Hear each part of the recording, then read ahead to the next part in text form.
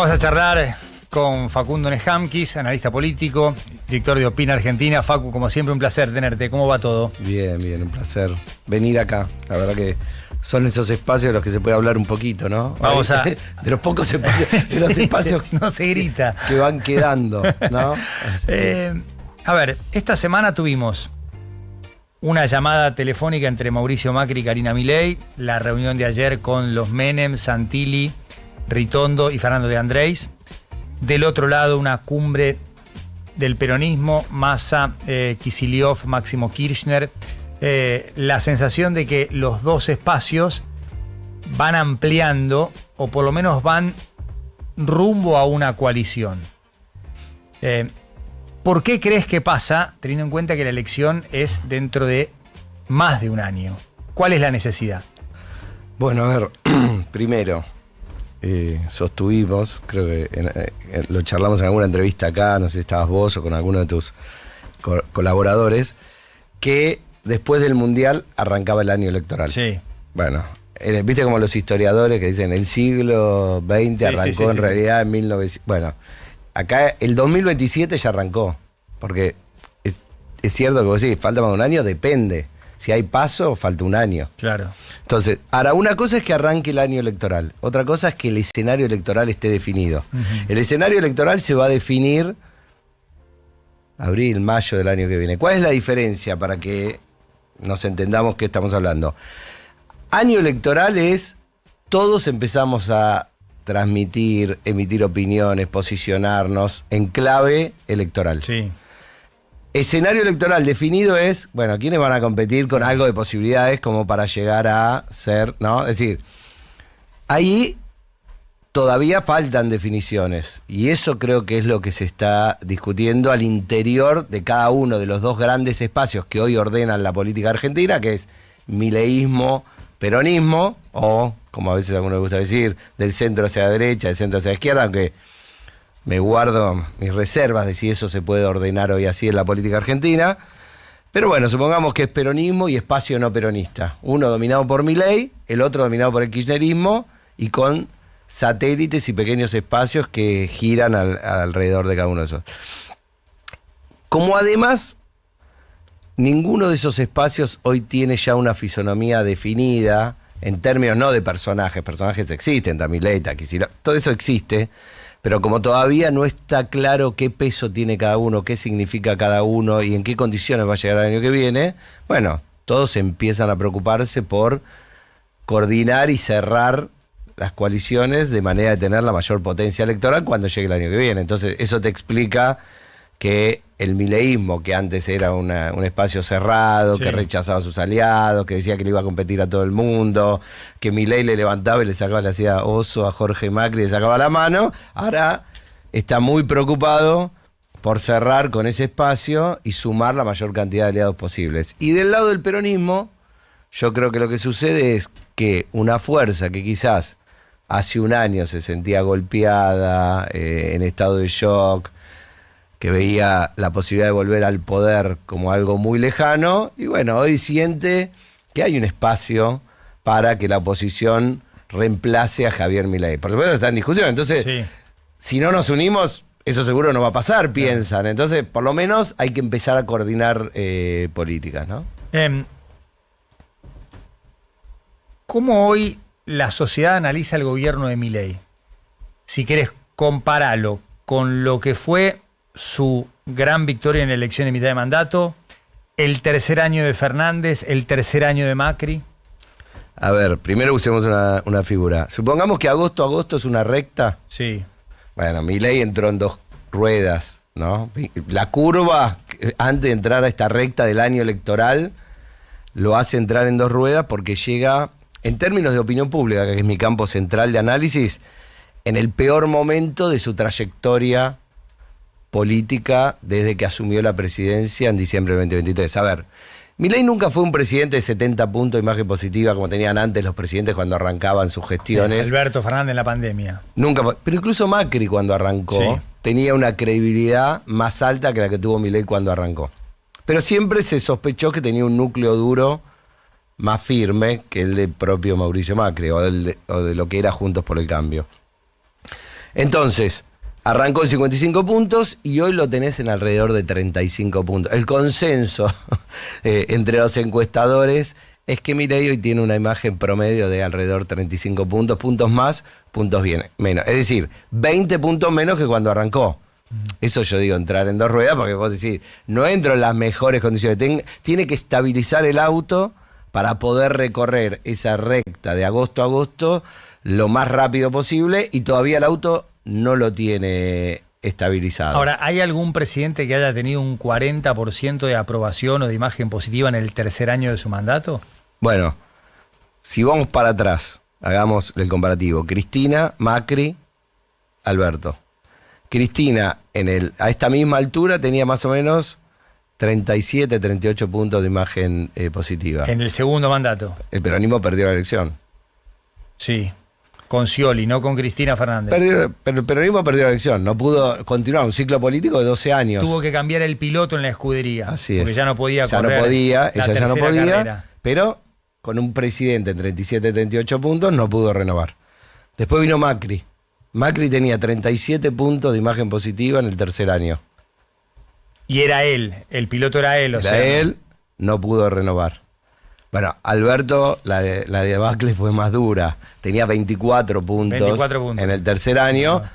Había tenido 80 en su momento prime, en la pandemia, cuando se abrazaba con Kicillof y Larreta y demás, cuando nos daba clases a todos. Sí.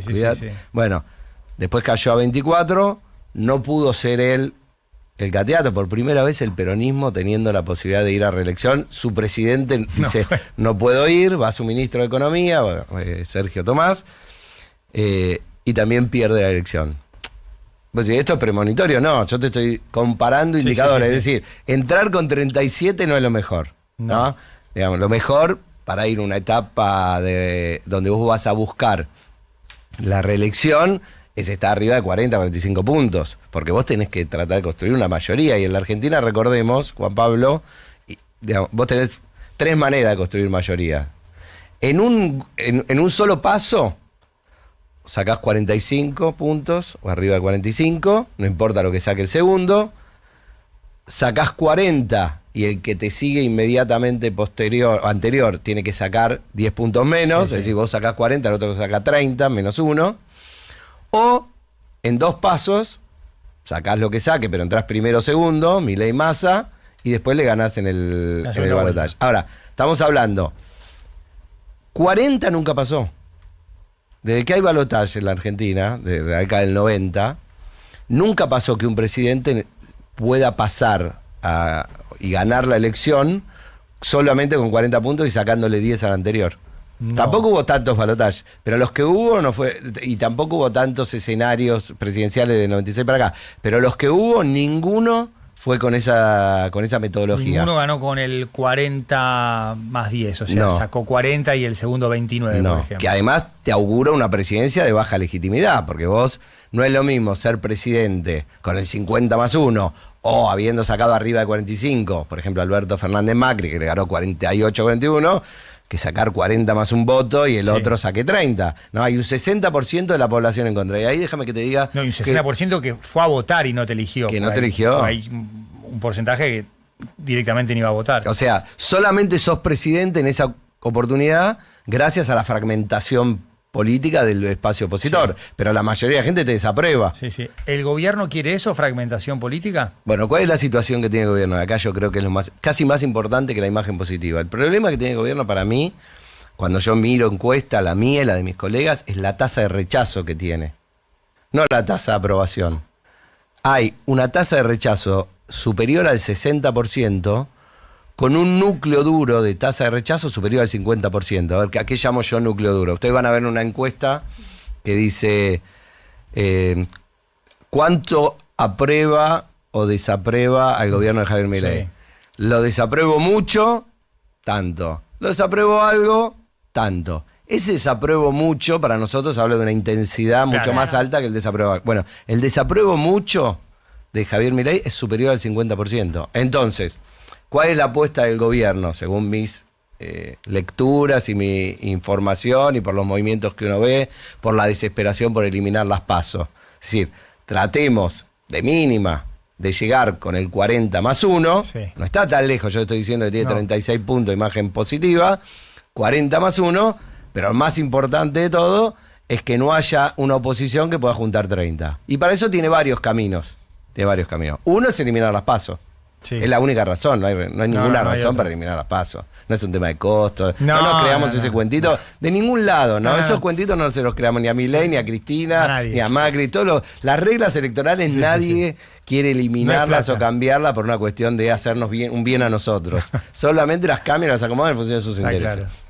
Entonces, una es la eliminación de las PASO y la otra es tratar de incentivar la aparición, que esto se hace mucho en política, de espacios que se parezcan al espacio dominante. Por ejemplo, estoy seguro que hoy en el peronismo se está pensando cómo ayudamos a Villarruel a que sea candidata. Claro. ¿No? Bueno, así como ellos piensan eso, en el lado de Milei, con mucho más recursos, porque son el gobierno, están pensando cómo construimos candidaturas, espacios, etcétera, que de alguna manera le saquen voto al peronismo. Ahí tenés espacios existentes que pueden potencialmente sacarle voto al peronismo. Por ejemplo, el peronismo debería mirar con alerta el fenómeno de Miriam Bregman, no porque en intención de voto hoy sea una amenaza, pero por primera vez hay una figura de izquierda trotskista que tiene más de 40 puntos de imagen positiva. Claro. Que eso Claro. que yo recuerde en la historia argentina, Sí. no pasó nunca. Vos No, me por decís, el peronismo era que no ¿eh? pasaba en muchos casos. Bueno. Por el mismo peronismo. Claro, entonces ahora hay un espacio. Después puede ser que sea muchos peronistas tengan una buena imagen de ella porque la fue a visitar a Cristina. Está bien, pero no pasó nunca en la historia que un dirigente trotskista tuviera esos niveles de imagen positiva. Entonces, eso lo debería mirar con alerta, porque si el peronismo no construye una candidatura atractiva, novedosa, que tenga algo de novedad, independientemente de quién sea el nombre, corre riesgo de que esa candidatura le saque votos.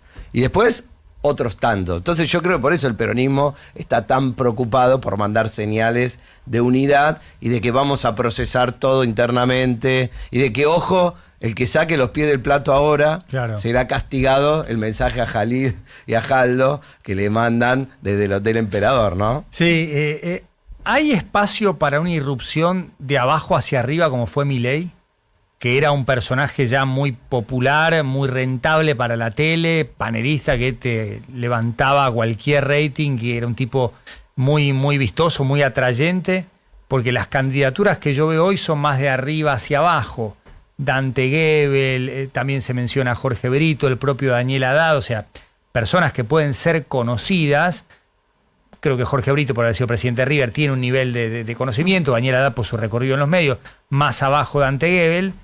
Pero lo de Milei fue al revés, o sea, como que Milei era el piloto y se le armó una escudería, porque sabíamos que ese piloto le sacaba un segundo por vuelta al trazado. Acá al revés, o sea, como ¿hay algún piloto al que decís, no, este es tan bueno que hay que armarle un auto que complete las 64 vueltas, que él hace el resto? Lo veo exactamente igual que vos. Tengo poco para agregar, pero algo te voy a agregar porque si no, Claro. si no tiene sentido. Pero lo veo exactamente igual que vos. ¿Qué veo? El fenómeno de Milei fue un fenómeno espontáneo. Después, viste como la política, todo lo inventé yo, lo armé yo. Que por ahí tiene que ver con esta discusión que estábamos diciendo antes. Por ahí a alguien le interesaba que ese fenómeno creciera más. Claro. Entonces, viste, lo regó, le puso fertilizante. Sí, pero el fenómeno está, la plantita ya estaba. Sí. A ver, yo tuve una conversación en algún momento me acuerdo, con el Turco Asís, y el Turco Asís me decía que él hacía una transmisión, un streaming, creo, con Sergio Berestein, y un día Sergio no pudo participar, y lo invitaron a Milei. Y dice, en lugar de hacer las 1.500, 2.000 visualizaciones, 4.000, no me acuerdo, que tenía, hicimos 180.000. Yo dije, acá pasa algo. Este tipo tiene una... ticket. Pero aparte, para todos nosotros, Milei paramos. Para putearlo, para admirarlo, cada uno. Pero vos no es un tipo que vos decís paso, ¿no? Yo lo que veo, tal cual vos señalás, es una necesidad en ciertos sectores de que aparezca una figura que sea alternativa a Milei, quizás en una forma más moderada, y piensan o creen que se puede generar eso de arriba hacia abajo. Mi sensación es que eso no va a suceder. Creo que, a ver, Daniel Haddad me parece una figura extraordinaria, lo conozco, es un tipo súper inteligente, Sí. súper capaz, creador de medios, te diría, no sé, si vos sacás el grupo Clarín, debe ser el tipo que más medios ha generado en la Argentina y vio muchas cosas antes que otros. 5 años antes que otros. Exactamente. Ahora, ¿está dispuesto a ponerse un bonete y salir, digo, a arruinar su... Porque digo, a veces se subestima, como la gente tiene tanta bronca a los políticos, a veces se subestima el sacrificio que esa gente hace en pos de tener el poder. Uno puede decir, bueno, lo hacen por ellos, para tener el poder. No, está bien. No. Pero se arruinan la vida. Sí, sí, ¿Qué, sí. qué está haciendo Alberto Fernández hoy en este momento? Encerrado en una casa con un perro border collie. Sí. Digamos, no puede salir a la calle. Digo, mira, no tengo nada, yo, digamos, si pasa delante mío yo no le haría nada. Pero digo, ¿cómo reacciona la sociedad total. frente a... ¿Dónde está Cristina? Está presa, encerrada en una casa. ¿Cuáles son los márgenes de movilidad de Macri? Está bien, puede pasear por Recoleta. Puede ir a La Matanza tranquilo, caminar por La Matanza, Macri, o por Loma de Zamora, puede ir al conurbano tranquilo. Digo, es un tipo que se puede mover. Tienen vida, puede moverse tranquilamente. Entonces, yo digo, es gente que arruina su vida.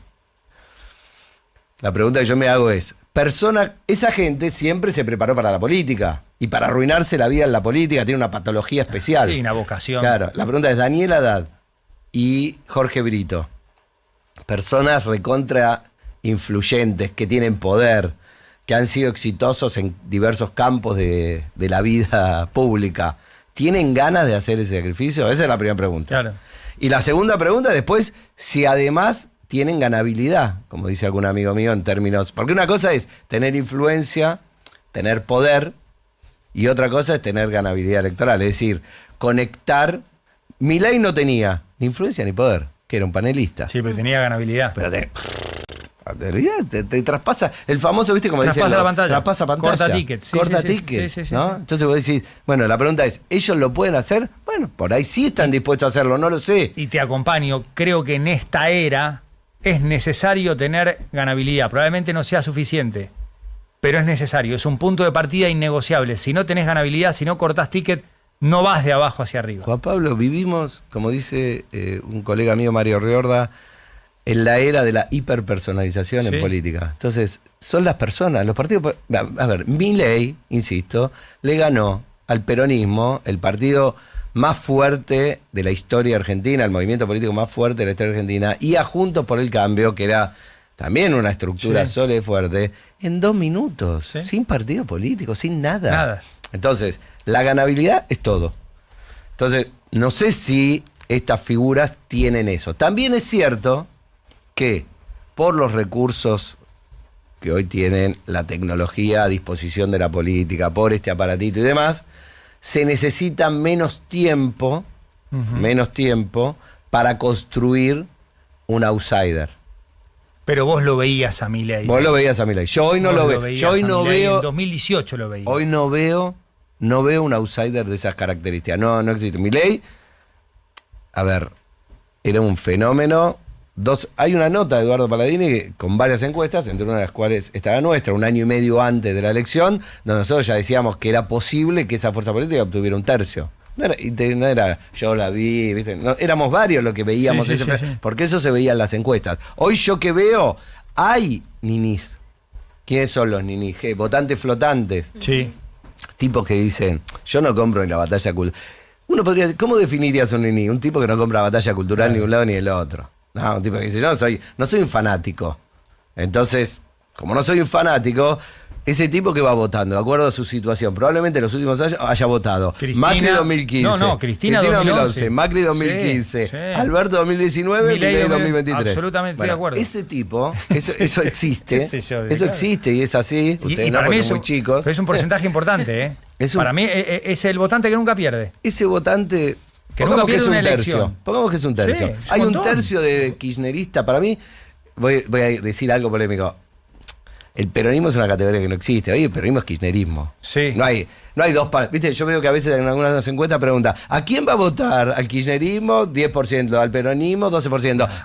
¿Gana la libertad?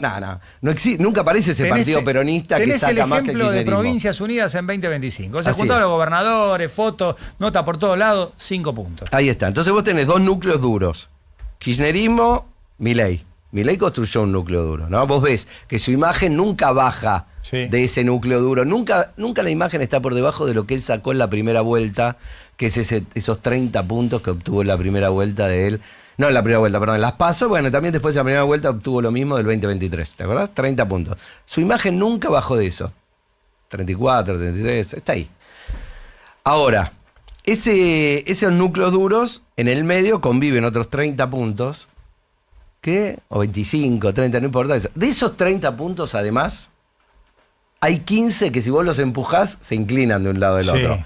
No son núcleos duros, pero tienen una inclinación, ¿no? Claro. Es decir, tu abuela que vive en Caballito y que en su vida votó un peronista. Bueno, ese al final va a ser así, va a tapar y va a votar a cualquiera que esté. Sí. O al revés, tu tía que vive en La Matanza y dice, yo, al final a mí siempre me va mejor con el peronismo, ¿por qué voy a votar otra cosa? Bueno, pero te queda 15 puntos que sí son verdaderamente flotantes, que hoy te dicen, vos le decís, Milei, no, Kicillof, no.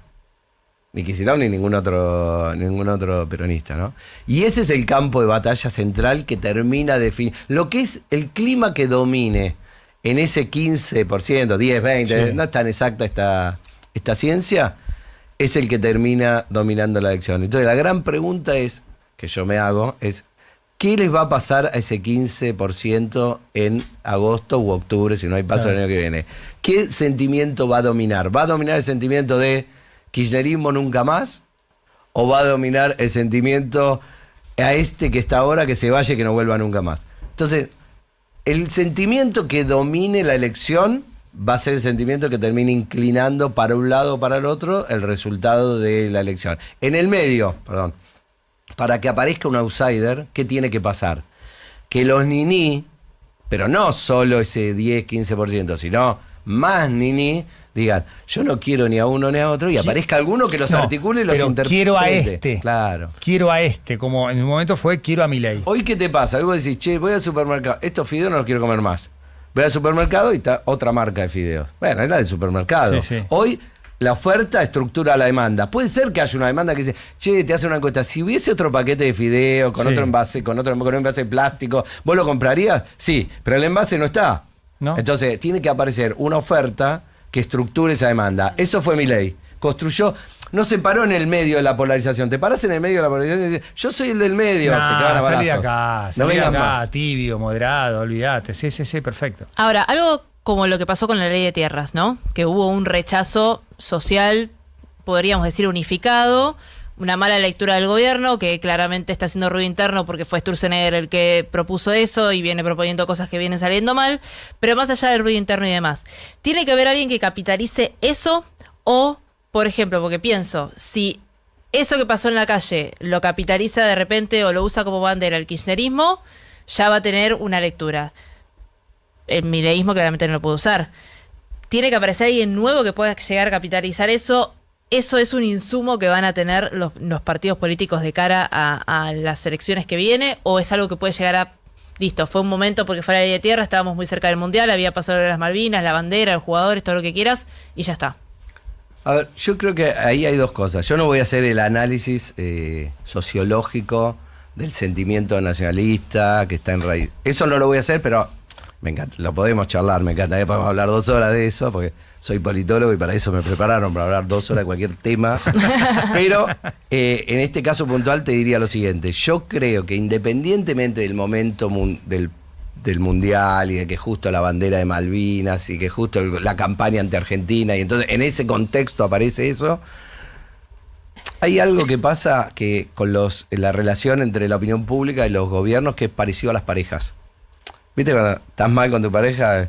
¿Cómo dejaste ese cepillo de dientes? Y vos decís, che, pará, era un cepillo de dientes. Claro. ¿Por qué?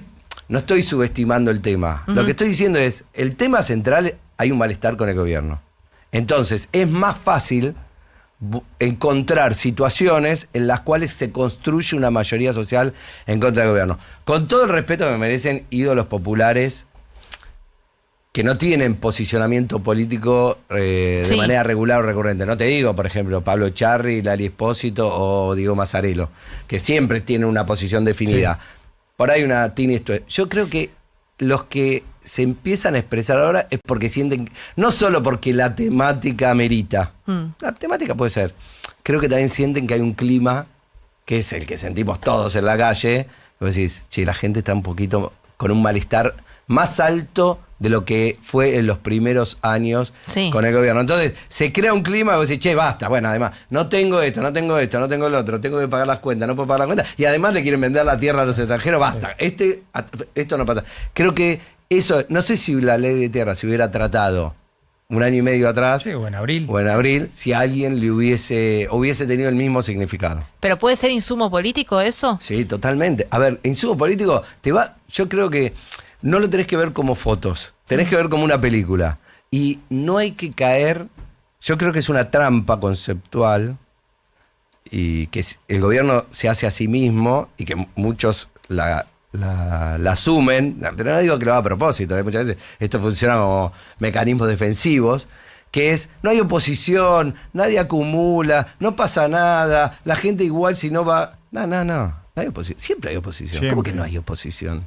Siempre hay un otro al que vos... Si vos estás cansado del que está, siempre hay un otro que votar. Y, digamos, no lo podría decir nunca Milei eso, porque él es el claro ejemplo de eso. Como una persona que no tenía ninguna preparación en cargos públicos llega a ser presidente de un país. Sí.